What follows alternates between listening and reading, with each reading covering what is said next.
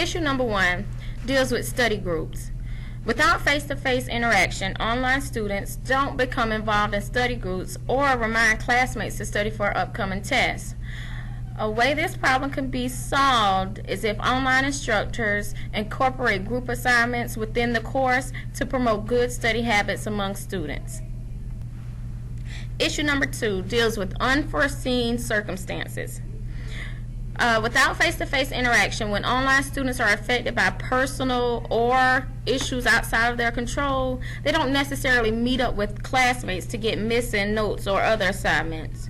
So a way to handle this would be if during an icebreaker at the beginning of the course, online students introduce themselves to other students, as well as pair up with another student to exchange contact information in the event that an unforeseen hardship should arise. The course instructor should also foster a relationship with each of their students to assist them within a reasonable manner when unforeseen hardships arise.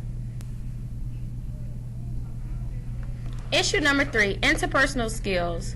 Without face-to-face interaction, online students don't always develop proper interpersonal skills.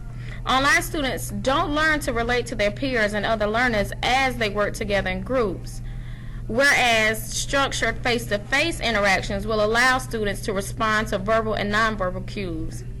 A way that this problem could be solved is if online instructors explain to students the expectations of proper online etiquette to ensure correct social skills.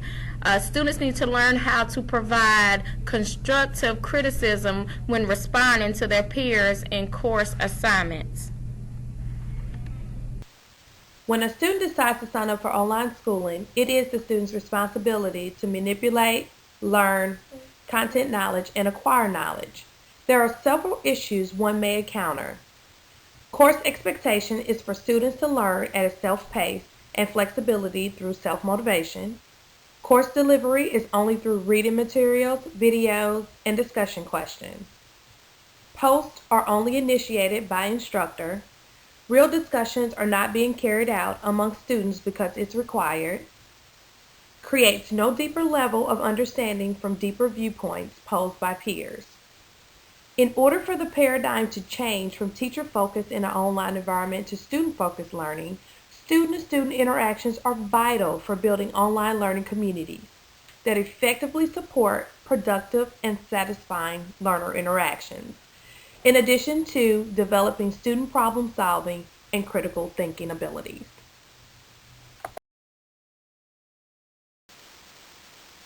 Issue number 1, teacher-student bond.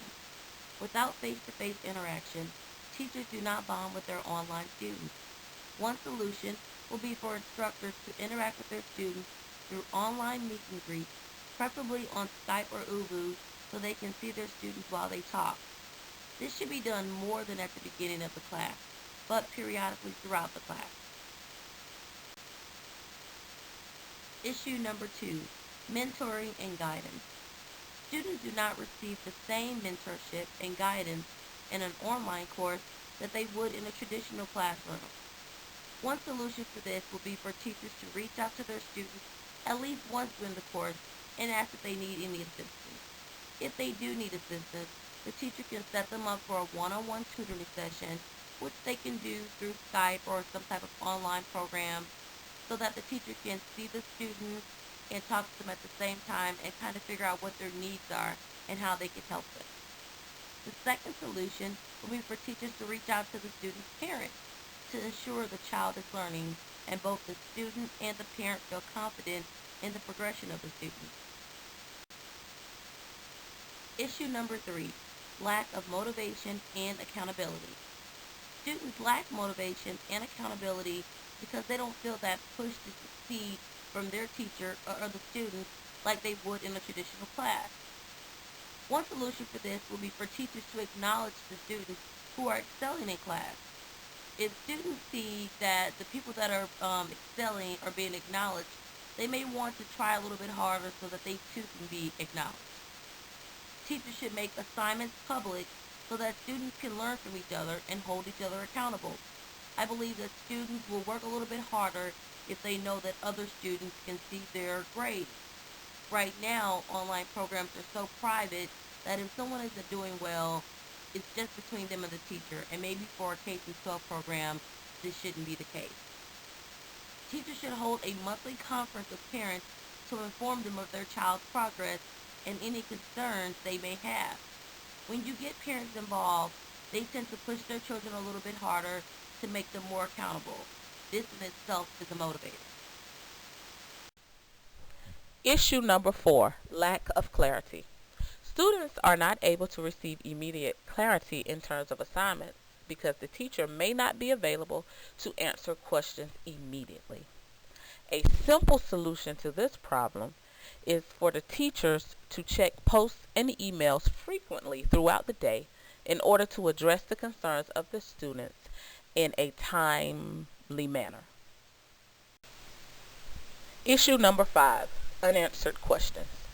During online courses, questions go unanswered for longer periods of time because the learning is not presented in a face-to-face setting. A simple solution would be for the teachers to receive electronic alerts whenever students post questions about the assignments. This will give the teacher an opportunity to answer questions immediately. Discussing our network capability. As you know, for our online school to run proficiently, we have to have the best network there is possible because there are many issues that come with having an online school. One of them is network security, and one of them is server space. In the first one, we have network security. Our software we will be purchasing will be the Semantic Protection Suite. This protection suite helps us stop any type of malware, spyware, or any type of antiviruses that may be downloaded from the web. It also sets up a firewall for us so we can protect from any people trying to come in and mess up our software from the internet or access in our data from the internet. Also, we will be running Windows Server 2012. Windows Server 2012 will be our software used to set up our users and the permission and the rights for those users.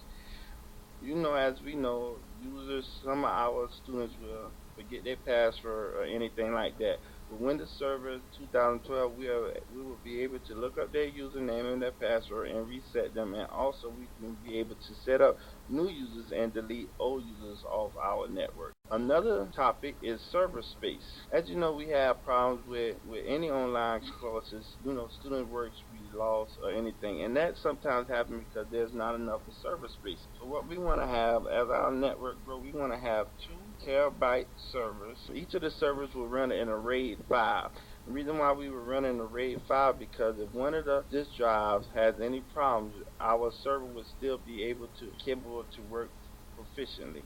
Also, with our 2 servers, one of the servers will be just for normal schoolware, and the other one will be for a backup server. And that backup server will contain any critical data or any student work that may be downloaded into our first server, but it is critical to the school, so we have to make sure we have a backup plan. And the stuff will be backed up every night until our back onto our backup server. Any of these problems that we may have throughout our school, we will have online network technicians available for the students to talk to 24 hours a day. Browser compatibility could be an issue users could deal with. Although there are many different browsers to choose from, the top 3 are Internet Explorer, Chrome, and Firefox. It is the responsibility of the project leaders to ensure compatibility with the most current browsers. As the program is being developed, a variety of browser compatibility tests can be performed by using the following methods.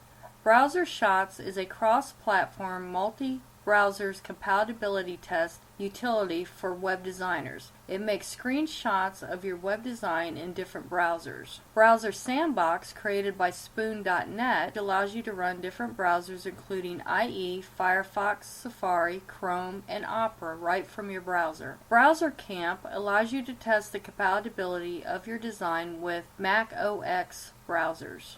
Adobe Browser Lab is a web-hosted service which allows designers to test designs on multiple browsers and operating systems. These are just a few of the ways online designers and developers can ensure browser compatibility. Sang Lee, a managing partner at a research firm, is known to say this: whenever there's software involved, there's always a danger of something going wrong. Outdated software can have an impact on your productivity of your company. It can cost your company potentially millions of dollars, downtime, potentially upset clients, etc. Another thing to be concerned about with outdated software would be the stability of the software. When we talk about stability, we want to look at things such as the Y2K bug, which affected banks, schools, and many other organizations. Also, security flaws, something like the Adobe Reader that was used to hack every operating system ever used. Also, another thing to look at in the stability would be the changing standards, such as an earlier version of Internet Explorer had a clear text encryption method which didn't hide anything. Another issue to look at with outdated software is that it's no longer supported. That when software becomes outdated,